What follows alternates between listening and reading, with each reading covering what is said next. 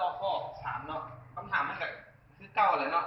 แล้วมันเปลี่ยนมุมเป็นมุม90องศาเนาะมุมต้องตั้งฉากเนาะเอาว่าไล่เก่าเลยจากสูตรเนาะเอ็นเท่ากับ360ส่วนอัลฟาลบ1เนาะ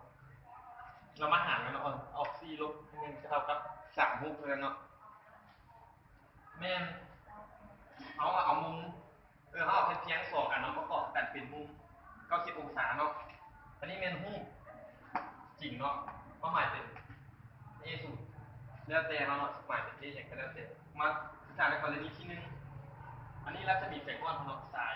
ลงมาแล้วมันจะเกิดเป็นรูปจริงเนาะอยู่ข้างหลังเป็นเพียงที1เนาะเรามาสังเกตว่า A1 เขานี่เนาะมันจะมาตั้งฉากกับ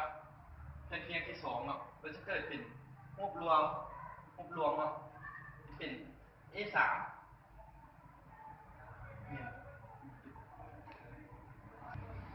มาต่อเส้น2เนาะก่อนนี้2เนี่ยอันนี้วัตถุจริงเนาะซึ่งว่าสายลงมาเป็นเนาะสายลงมาตั้งฉากกับแทนเพียงที่2เนาะจะเกิดเป็นรูปจริงเนาะเขาหมายเป็น A2 แล้ว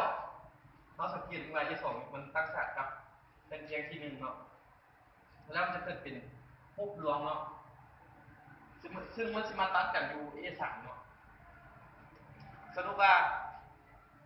วัตถุระหว่างอัน A3 กับ A1 เนาะจะเป็นรูปรวมของวัตถุจิตเนาะ